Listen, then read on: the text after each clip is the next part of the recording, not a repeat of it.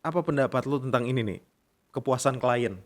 Kepuasan klien itu penting banget, Yes. penting. Nah, Tapi gue juga bukan kuli klien.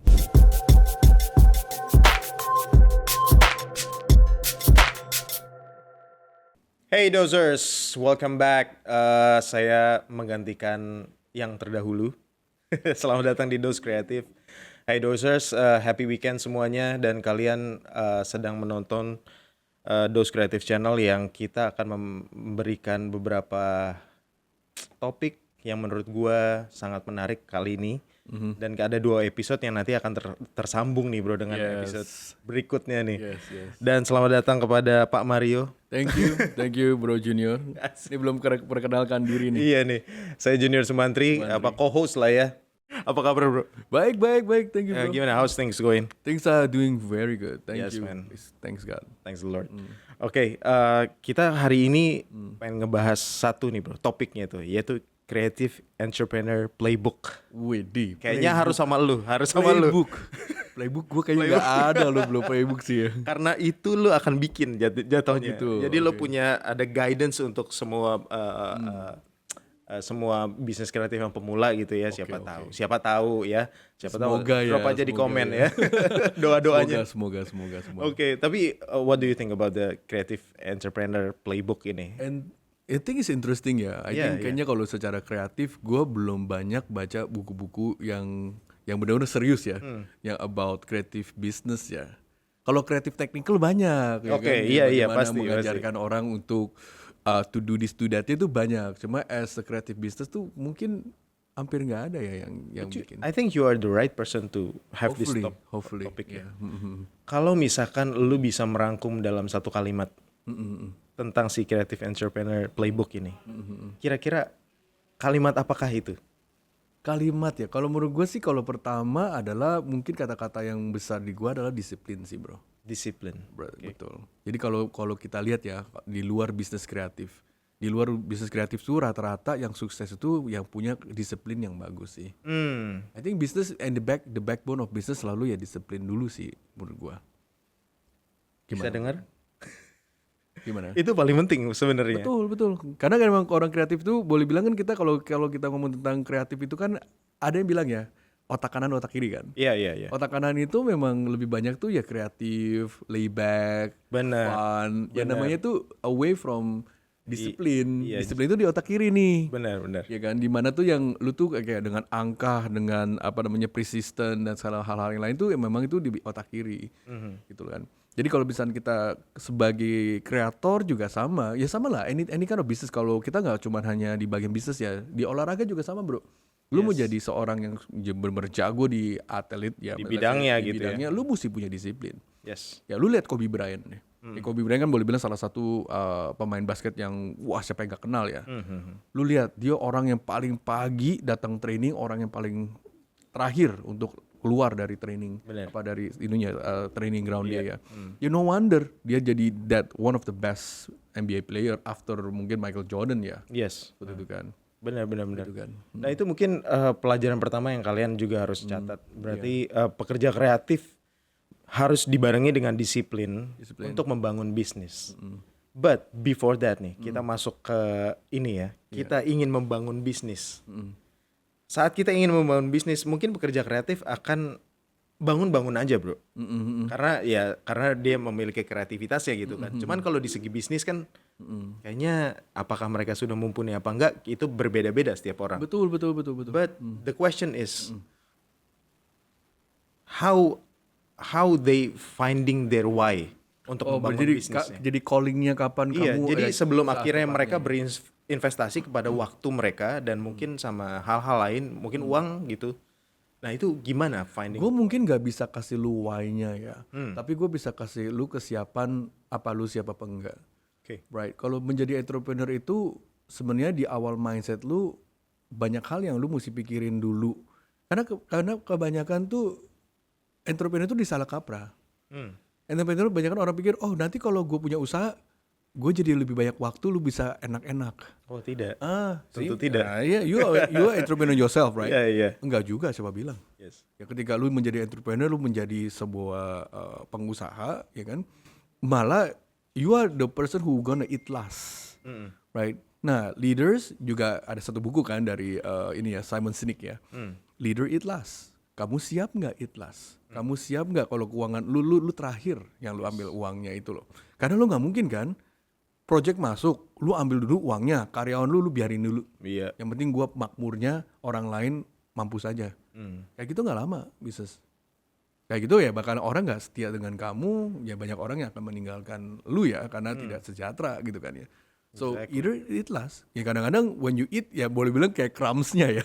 Kadang-kadang lu cuma dapet crumbs-nya doang, lu nggak dapet kuenya bro, ya kan? Benar. Mungkin dapat portfolio, dapat apa, tapi maybe you only get the crumbs. But I think that's the why mereka harus cari finding the why-nya dulu ya. Apa Finding enggak? the why kesiapan sih menurut gua. Apa itu bisa dijalankan saat mereka membangun dulu? Bisa dijalankan semari itu, tapi again jika kalau misalnya kita ngomong tentang kalau kita kerja, ya boleh bilang kan lu 9 to 5 atau 9 to 6, lu pulang lu nggak mikirin usaha lagi. Atau lu nggak mikirin ke project lu, ya kan? Iya. Ya namanya itu kan boleh bilang ya the working class sih seperti itu ya, right? Nah ketika kalau misalkan lu jadi seorang pengusaha atau seorang entrepreneurship ya, jujur aja ya nggak ada off time-nya ya. Lu nggak bisa kayak switch off, kayak lu nggak mikirin. Iya. Ya kadang-kadang jujur aja, gue bisa mandi keramas 2 kali, gitu kan. Kayak gue lupa gitu. Kadang-kadang ya otak kita jalan terus gitu loh. Iya. Ya emang bilang nggak enak ya nggak enak ya.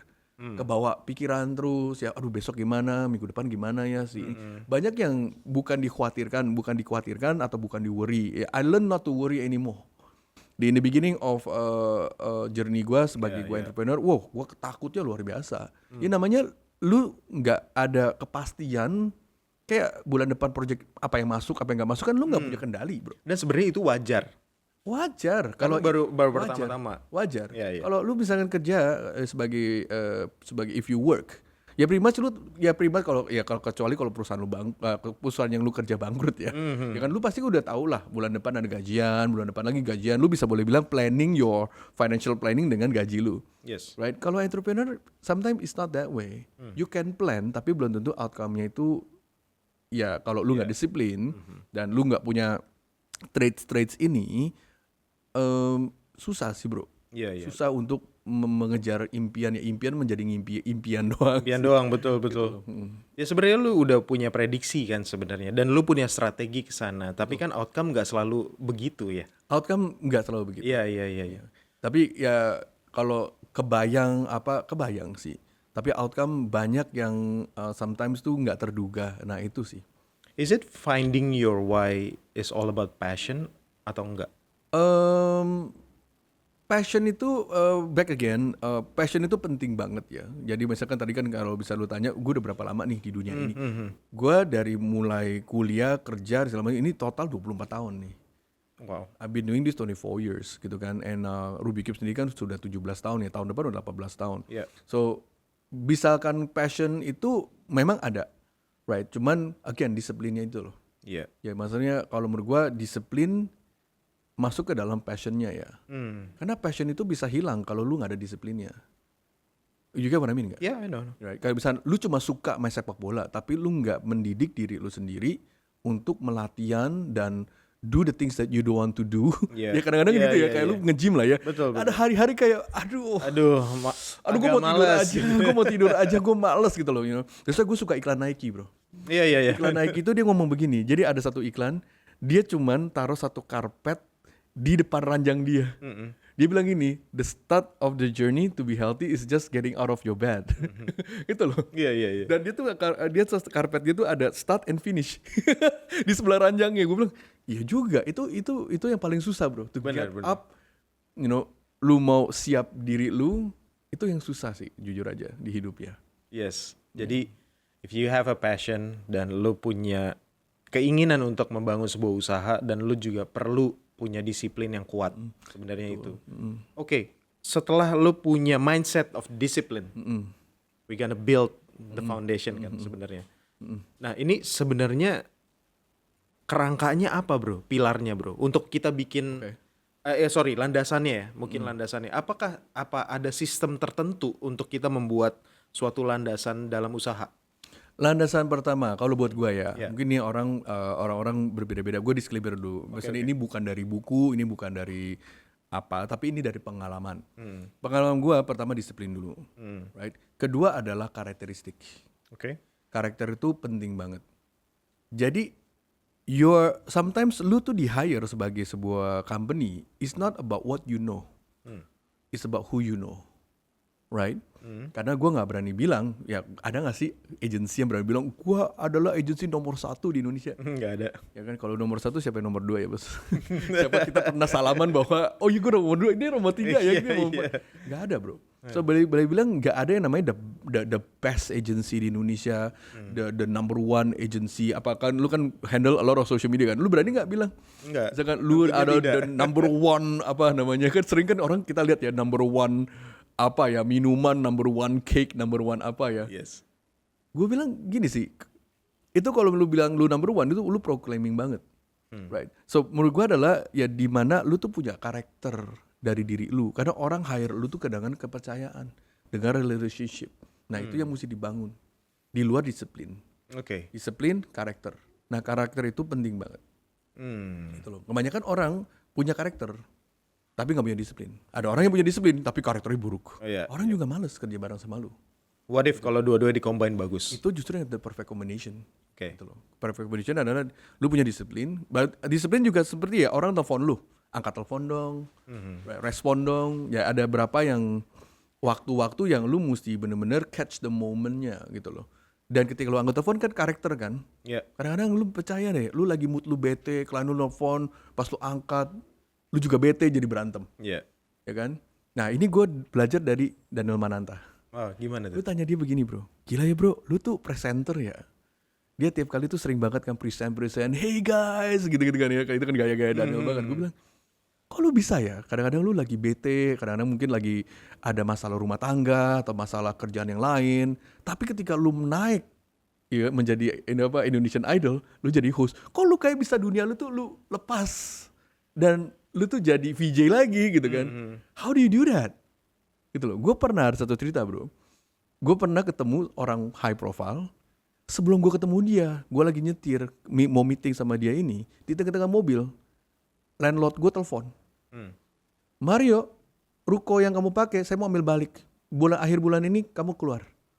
Lu bayangin seberapa stresnya gue, lagi happy-happy mau pergi meeting, mau present, ketemu berita yang seperti ini, yang lu mau ditendang keluar dari kantor lu, which is ruko gue 5 lantai, ada restoran, ada company gue, ada company IT, di atas ada foto studio, lu mesti keluar.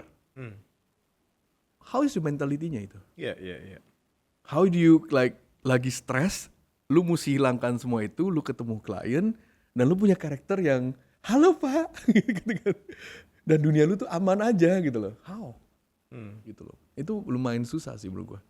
Oke. Karakter itu penting.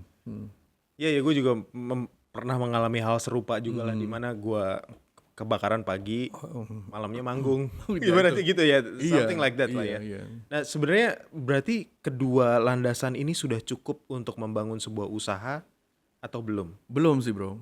Oke. Masih banyak. Apakah ada kolam finance di sana? Banyak Apakah bro. Banyak banget. Banyak ya? banget. Oke. Banyak banget. Basically, jadi gini, sebelum lu punya taman, jadi bayangin kalau taman itu adalah usaha lu. Taman itu perlu ada apa bro? Ya ada mungkin lampu, tanaman. Enggak. Jadi yang paling penting adalah lu mesti punya produk dulu. Yang lu tanam apa? Iya, kan tanam tadi apa? lu bilang Tanaman passion kan. kan. Tanamannya lu tanam apa, ya kan? Dan selain tanaman dan si tamannya itu, yang lu punya akan perlu bagus adalah si gardenernya itu.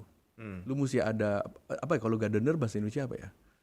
Gardener yang menjaga kebunnya itulah, orang-orang yang menjaga kebun menjaga gitu kebun ya. itulah. Oke. Ya mesti ada gardenernya, karena kan taman ini kan mesti diolah, mesti dicultivate.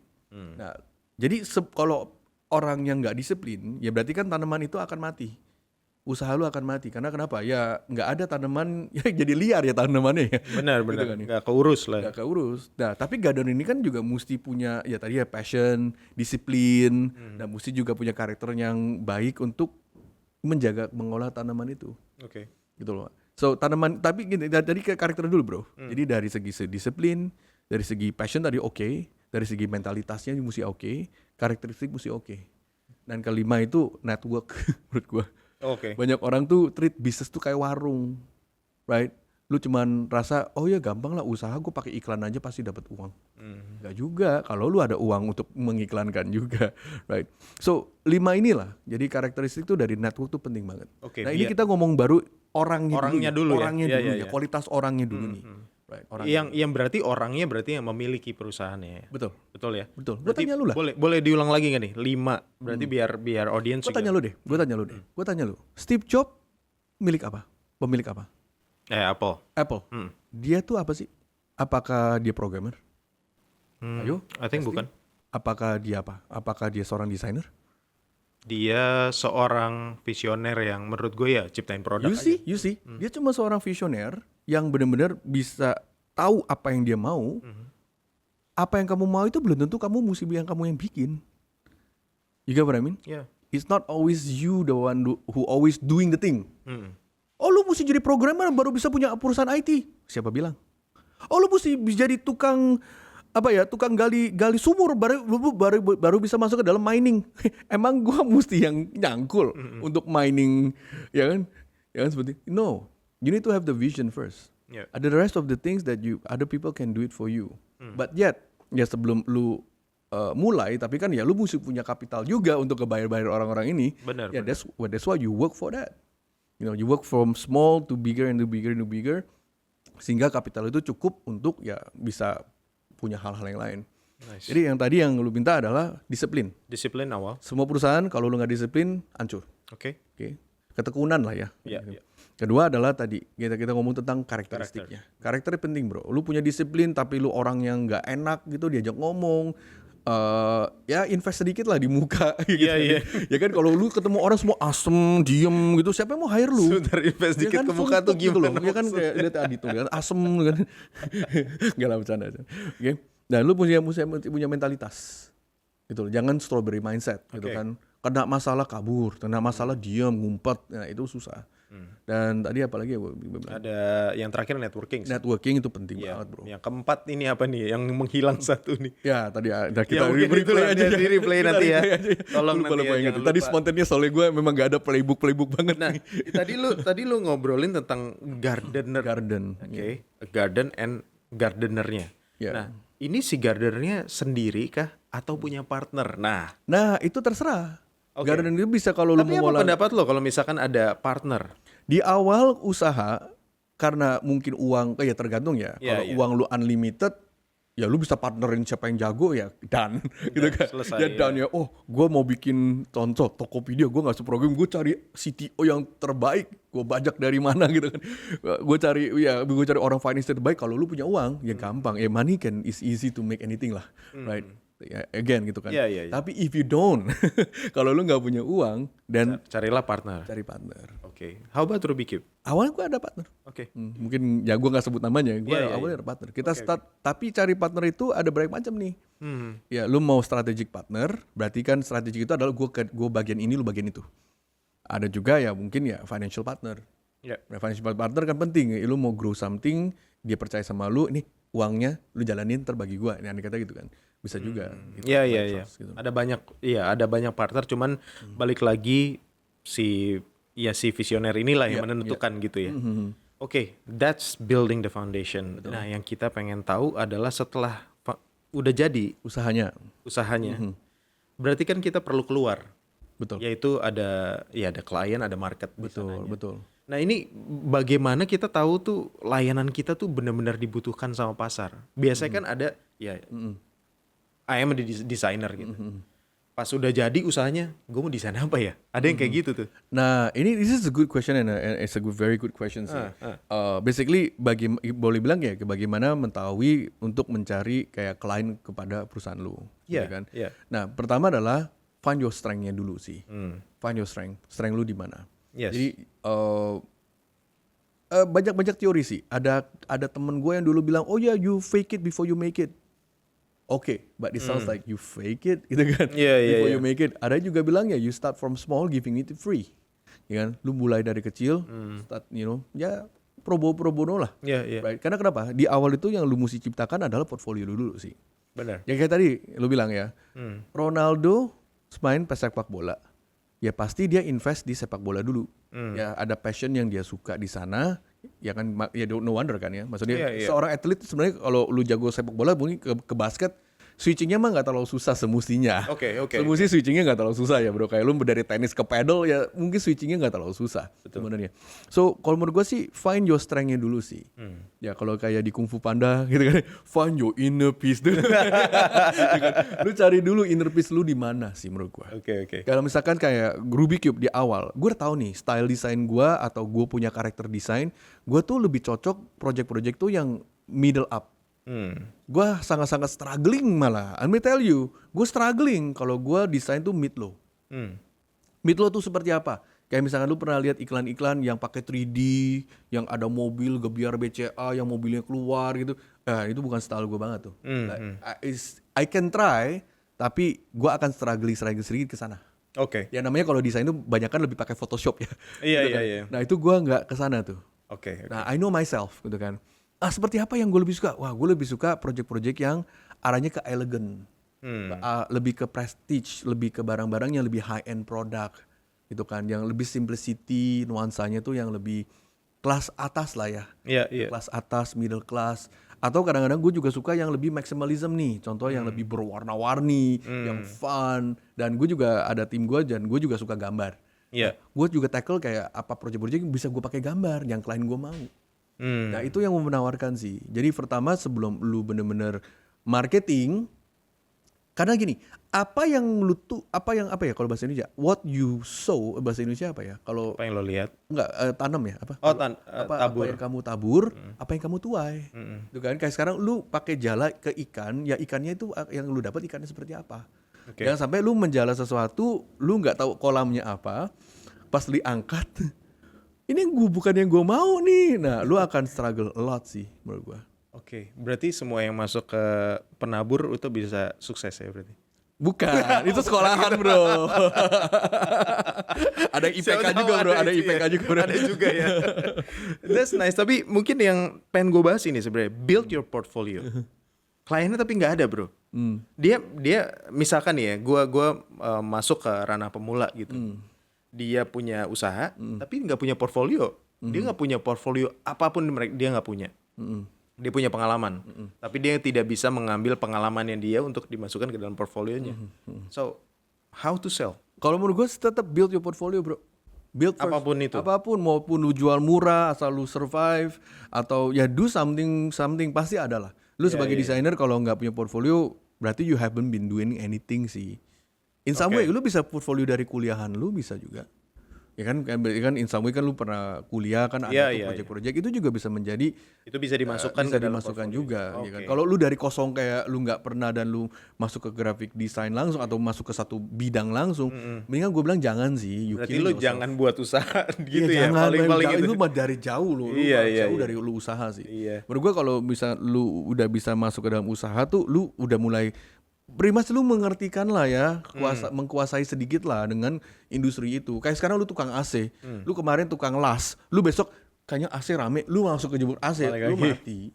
Lu apa sih mati dianiaya dulu sih. Iya. Lu diomelin orang kan, anda kata masa gini nggak ngerti pak, gini gitu nggak ngerti pak, ya berarti kan lu akan trouble banget itu. Oke. Itu berarti ya itu ya guys, kalau dozers, kalau misalkan kalian nggak punya portfolio, build one. Build more, don't More. more. Yeah. Build more. Sampai cukup. Dan buildnya jangan asal-asalan.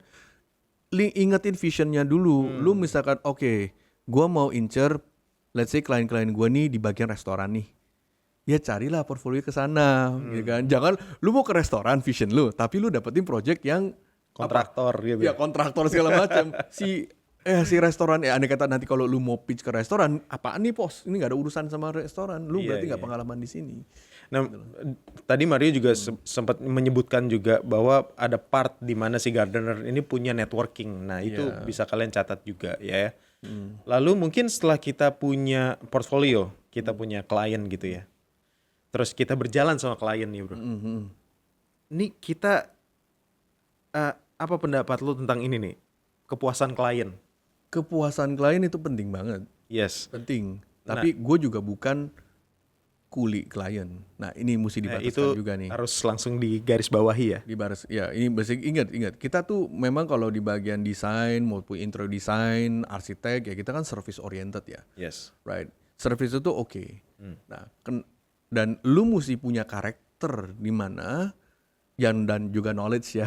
Ya knowledge sih udah pasti, namanya lu nggak bakal lah kecebur ke dalam bisnis yang knowledge lu bener-bener cetek banget lah. Ya. Berarti lu akan kalah jauh gitu kan. Kalau menurut gua tuh lu tuh mesti punya karakter dulu sih. Kenapa? Karakter itu yang bisa kita berduduk dan kita tuh bisa selevel lah ya. Ngerti nggak? Betul. Ini gini loh bro. Kebanyakan, ini kemarin gua ada denger baca buku dari Robert Kiyosaki. Kenapa orang-orang billionaire masing dapat advice dari orang-orang bank yang gajinya palingan cuma 5 juta? Lu ngerti nggak? Kenapa tuh? Right? You see what I mean? Berarti kan kalau lu seorang billionaire, ya kan lu ke bank dong. Lu ke wealth management. What can you do with my wealth? Ya kan? Iya. Orang yang lu tanya, belum tentu dia punya duit yang sebanyak billionaire itu. You get what I mean? Tapi he got the knowledge. Because he got the knowledge. Ya because dia mungkin punya network dan dia punya knowledge dibelakan dari si banknya itu. Right? Ya kan punya bank itu kan pasti kan ada jabatan. Yeah. Right? Benar nggak? Lu lihat ya, lu play stock market. Orang yang lu tanya ke bagi stock market belum tentu dia punya uang sebanyak lu. Tapi you getting advice from him. Yeah. Right? Nah maksud gue itu loh. Lu mesti level sebagai seorang desainer atau seorang kreator dengan klien lu. Gitu loh. Iya. Nah ini yang memang kadang-kadang susah. Yang gue lihat tuh kita mentalnya di situ. Jadi klien itu rasa kasarnya tuh jadi tyrant. You know? Jadi istilahnya jadi seorang yang di atas kita di jauh. atas kita lah. Gue gak suka nih. Oh iya pak, bapak maunya kayak seperti apa? Ya don't do that. Ngerti gak? Kita istilahnya satu di otak kita langsung mentalitas kita, wah ntar gue dipecat nih, wah ntar gue gak dibayar nih, wah ntar gue gak di... Banyak yang negatifnya itu dibuang dulu. But how? Iya. Gimana responnya? Maksudnya? Karakter itu dulu. Yang makanya brother, karakter itu penting banget. If you don't have the character, right? Untuk kita duduk sama si klien itu, lu akan berat ke depannya. Yeah, I know. Maksudnya kalau misalnya tingkat kepuasan klien itu adalah hal paling krusial nih kan, berarti ada thin line between di mana dia harus service, ada juga di mana dia harus berani untuk mengatakan tidak. Betul. Ya kan ada perputaran itu tuh sebenarnya. Betul. Dan that's how the characters do ya. Betul. Okay. Betul. Karena itu karakter penting banget. Karena kalau misalnya lu nggak punya sebuah bahasa, kayak misalkan kayak gimana ya?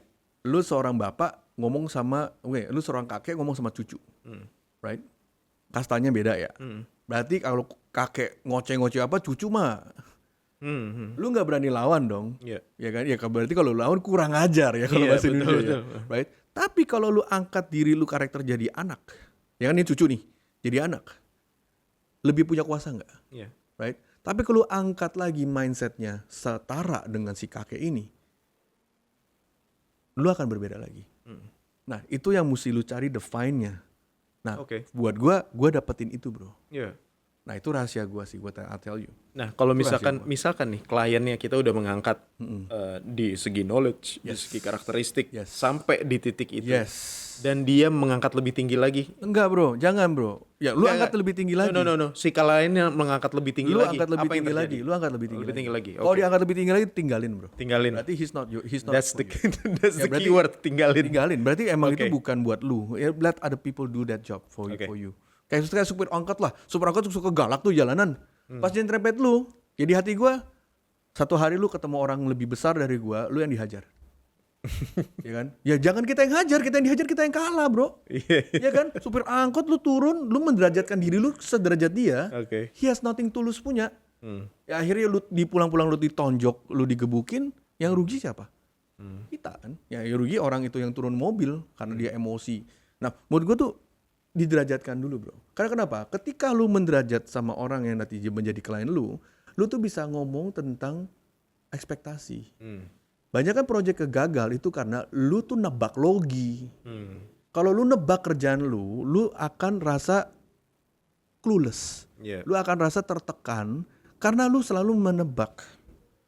Kalau ketika lu bisa deket sama klien lu, right, dengan hormat, tukar pikiran. Kadang-kadang kalau misalkan diskusi itu penting karena klien itu bisa menyium, ini bocah lah.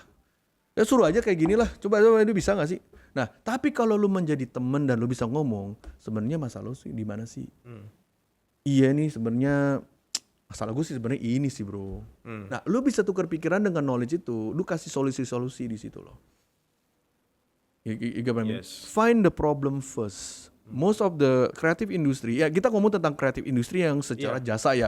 Gua nggak ngomong tentang seniman ya. Kalau seniman kan beda nih. Seniman tuh lu melukis, lu taruh, orang suka dibeli. Nah beda nih. Kita bukan ngomong tentang seniman nih. Kita ngomong tentang secara creative in design ya. Iya. Makanya itu mungkin perlu dicatat juga dozers bahwa kepuasan klien adalah yang utama, tetapi juga knowledge dan karakteristik kita harus selalu dibawa. Betul. Tadi kan dibilang kan, sometimes orang bilang begini, brother, customer is king. Buat gua enggak. Iya sama. Dia not our king, right? Customer is our friend. King beda loh. King besarnya lu sujud, dia mau apa, lu kerjain. Dia not my king, dia my friend. Right? Customer treat them as a friend, karena friend itu akan bisa kasih tahu lu, bro, baju gua nggak enak nih. Kenapa bro? Lu perlu bantuan di mana bro? Nggak enaknya di mana bro? When you find the pain point, itu gold mine lu. Yes. Itu gold mine lu. Jadi bukan hanya cocok logi. Lu ngerti cocok logi nggak sih? Iya. Apa tebak logi ya kan? Nah itu jangan bro. Banyak kan desainer itu tebak logi. Kayaknya kliennya mungkin suka kesini tebak logi. Mungkin gue juga ngerasa gini bro. Ada beberapa designers mungkin ada beberapa designers yang juga tidak bagus untuk komunikasi, diskusi. Ada seperti itu kan. Tapi menurut gue itu pasti menjadi batu sandungan pasti saat banget. Dia akan ngobrol sama klien. Berarti kan ada di dalam lingkaran karakteristik itu. Jadi mereka harus mengerti itu ya. Betul. Dan mereka harus breaking the habit sebenarnya. Mesti break the habit. Dan itu disiplin yang lu mesti cari. Right? Gak ada orang sukses yang gak jago public speaking bro. Oke. Right. Kalau lu adalah salah satu orang yang lu bisa selalu bilang, gue kan introvert gini. Find a partner yang bisa ngomong. Simple. Ya simple. Find a partner yang bisa ngomong. Atau misalnya kalau presiden cari juru bicara yang bisa ngomong. Ya kan. Kalau enggak susah. Right. Kayak Larry King bilang, nggak ada orang billionaire tuh nggak jago public speaking. Iya. Right. Dan kalau memang kalau Anda ada salah satunya, dan lu mesti latihan itu. Lu mesti latihan karena one day lu dapat award, dapat apa, masa lu nggak ngomong apa-apa. Catat tuh ya dosers yang designers. Mesti ada. Harus ada tuh. Setelah kepuasan klien, pastinya cuan-cuan mengalir dong. Yes. Ya pasti loh. Kalau soalnya yang lu dapat referral. Betul.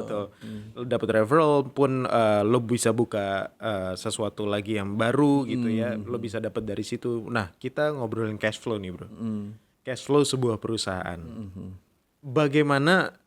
Gue nggak tahu. Dari tadi kita ngomongin karakteristik. Sensitif deh kayaknya. Oke, nggak apa-apa. Ayo gue layanin. Tapi menurut gue ini sangat krusial menurut gue bagi mungkin para entrepreneurship yang pemula gitu ya. Mereka, gue yakin sih beberapa dari kami ya. Gue mengatakan kami aja gitu. Pasti nggak akan pakai kacamata finance. Of course. Pasti nggak? Kreatif even department marketing sama finance aja berantem. Ya itu pun satu nanti mau keluar uang, satu mau simpen uang. Nah, itu dia. Yang satu bakar gitu ya. Nah itu gimana? Lu saat membangun ada kacamata finance gak? Awalnya enggak bro.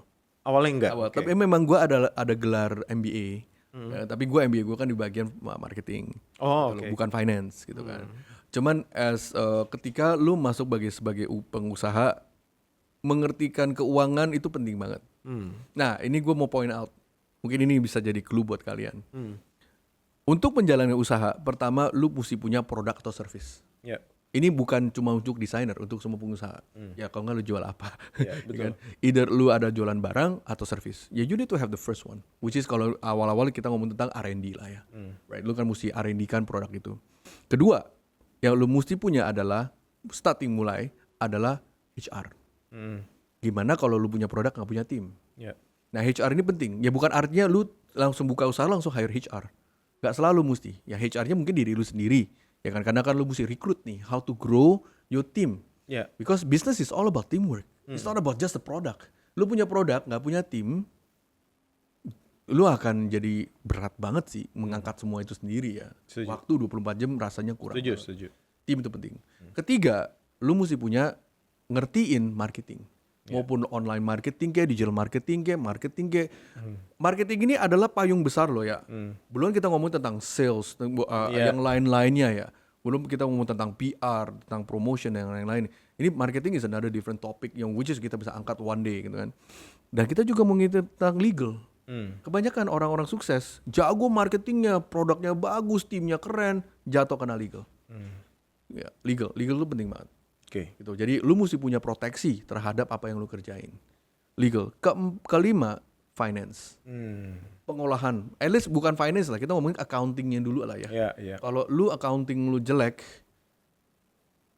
lu akan struggling ya, rasanya kok uang tuh segini-segini aja sih. Accounting. Ini 5 poin ini tuh penting banget. Ada plus ke-6-nya, tapi kalau 5 ini lu udah mulai 5 tahun ke atas, ada plus ke-6-nya. Pajak. Right, mesti ngertiin tentang perpajakan. Seperti itu. Karena ya ini in the end of the day, lu mau bisnis lu putih kan, bukan hitam. Ya lu mesti rapih. Gitu loh. Ke-6 ini, seorang ya gue business owner lah ya, harus mengerti ya. Mesti mengerti bro. Harus mengerti. Tidak boleh tidak. Bukan di situ ada yang di situ ada yang langsung gini. Ada penonton yang langsung itu mesti bro. Ini semua protection yang mesti lu bener-bener ngerti. Apakah lu sendiri yang kerjain? Bukan. Makanya lu mesti punya tim. Gitu loh. Gitu kan. Lu mesti punya tim. Yang ke-6 ini mungkin essentially nanti lah. Nanti kan lah awal-awal lu bisa pakai PPH 11 atau kalau lu freelancer atau lu masing ini ya bukan ya masing belum kekhawatirkan ya account lu tuh ya mungkin masih puluhan juta, ratusan juta, tapi once you hit project yang udah di ya nilai PT ke atas, eman ke atas kan itu kan mesti ada neraca, mesti ada hal-hal yang lain yang mesti dikerjain. Gue juga nggak ngerti sih. Gue bisa bacanya, suruh ngerjain ya gue nggak bisa. Betul. Ya, nah itu juga mesti ngerti juga baca neracanya gitu loh.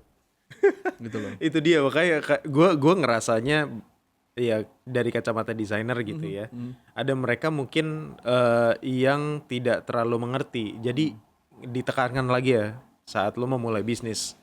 Ke-5 plus nanti ke-6 itu lo harus ngerti semua. Betul.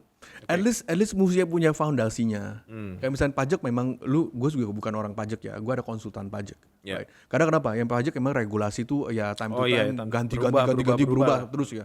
Ya itu gue juga nggak ngikutin, ya gue nggak langsung ke pusing sih bro. Pajak.gov gitu kan gue langsung liatin tiap hari enggak. Soalnya lu mesti ada uang yang ada konsultan pajak yang kerjain. Nah konsultan pajak ini memang kerjasama sama accounting lu. Right, accounting sebenarnya pretty much very simple sih, bro. Accounting is all about apa yang masuk, apa yang keluar tercatat, betul. Ya kan? Income and expenses gitu loh. Itu yang tercatat. Ya sisa income and expenses ya profit.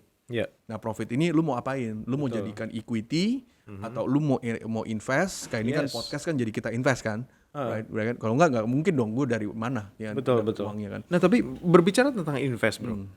Lo tadi sempat ngobrol tentang bagaimana marketing sama finance berantem nih ya. Nah, berapa persen kita nggak usah berapa persen deh. Seberapa penting kita harus invest di marketing untuk bakar? 80-20 bro. 80-20. Oke. 80-20. Kalau gue tuh ada satu rule, memang ini adalah financial rule. Kalau misalnya lu, I don't know nih, kalau misalnya teman-teman dozers suka baca buku, nanti gue bisa rekomendasikan buku-buku yang gue baca sih. Seperti itu. Jadi kalau menurut gue tuh di tahap dimana lu jadi entrepreneur, lu mesti punya resource baca buku tuh luar biasa banyak. Gue investasi buku tuh banyak banget. Gitu. Biarpun dulu ya awalnya brother, gue tuh nggak suka baca buku. Nah kalau baca buku finance atau ini ada satu buku, ada rule namanya secara accounting ada 80-20. Right, don't spend more than you cannot afford. 20% is pretty much a good number untuk lu spend di sana.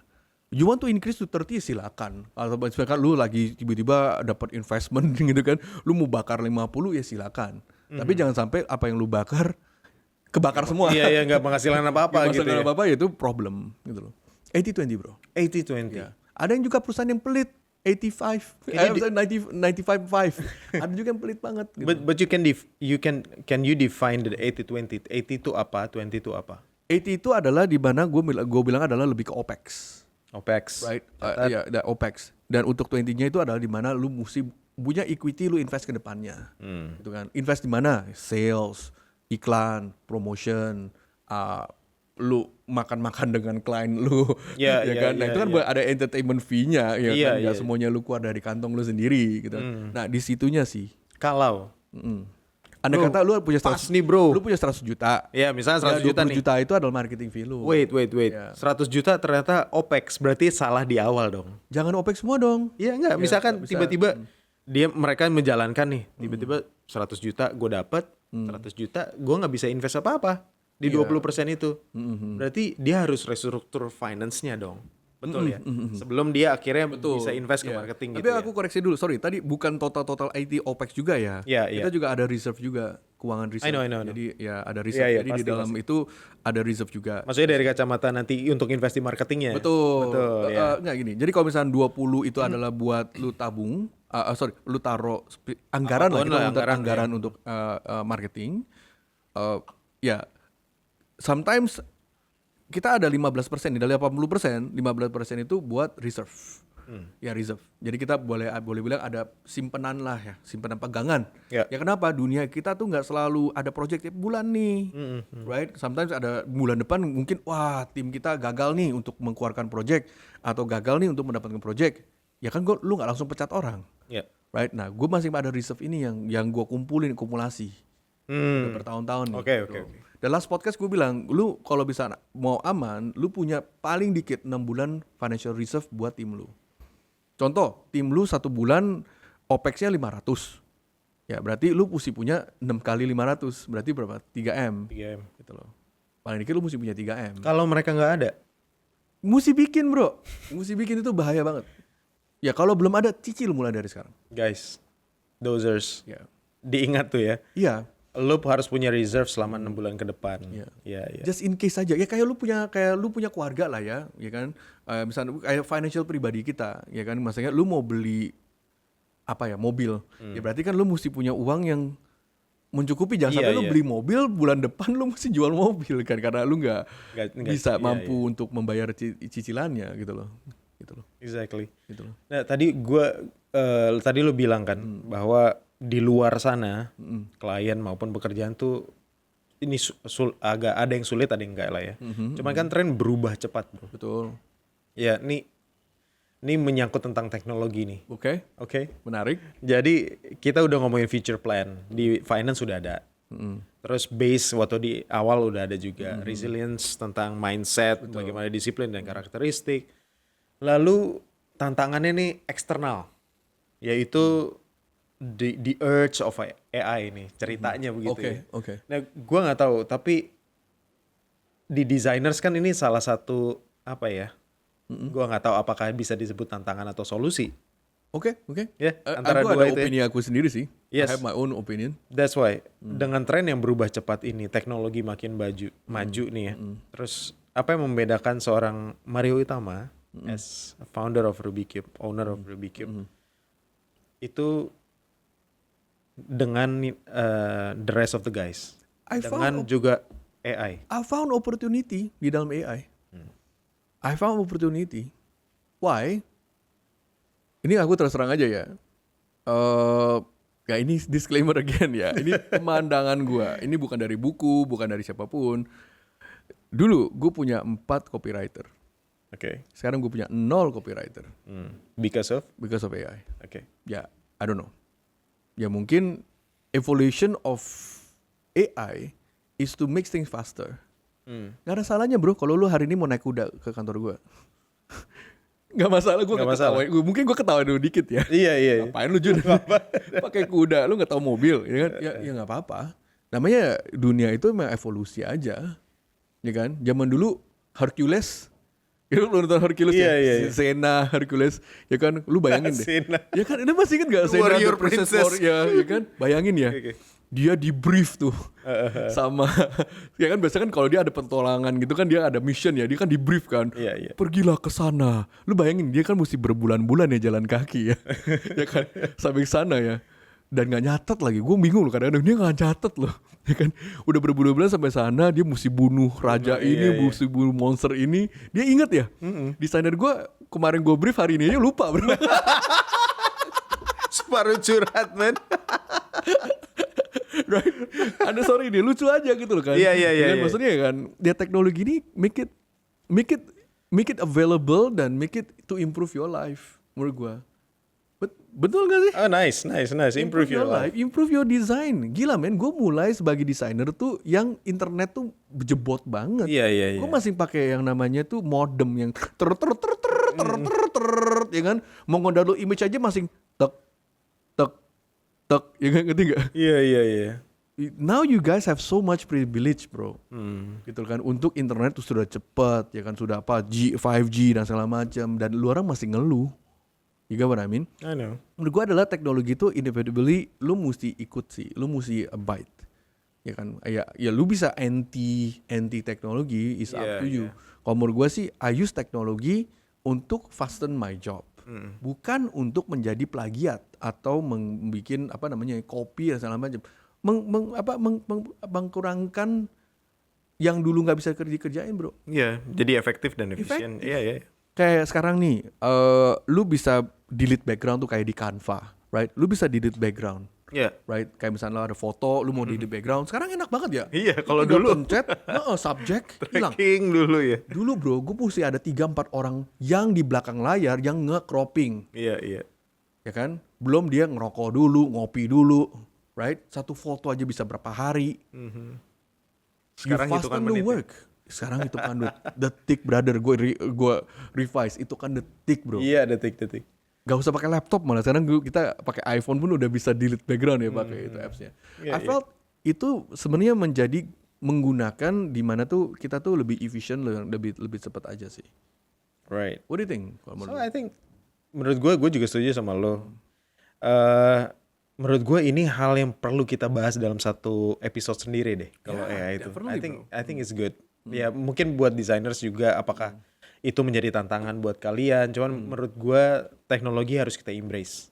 Embrace sih. Kita harus Ya, embrace. memang Kita harus bekerja seiringan dengan teknologi itu ya. Betul. Gitu paling enggak. That's good. So tadi kita udah ngebahas tentang playbook dari Mario Utama ya. Ini dari gue Apakah ya bro, akan gak ada guideline-nya nih. Ini dengan pengalaman aja sih. Yes, tapi nggak apa-apa.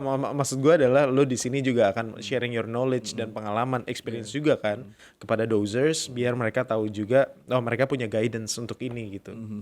That's why you have to watch this episode and the next episode about the AI. Tadi kita tentang Creative Entrepreneur Playbook, kita udah ngebahas dari pondasinya, lalu apa ada di dalamnya, tentang disiplin dan karakteristik yang menjadi penting untuk membangun sebuah usaha. Lalu sampai ke kacamata finance dan marketing. So that's all guys. So thank you so much. Thank you Jun. Udah Thank you, brother. sharing your knowledge and sama-sama. experience. So see you in another day of daily dose of creativity. Saya Junior Sumantri. Dengan Mario Utama. Okay, dose out. Dose out bro.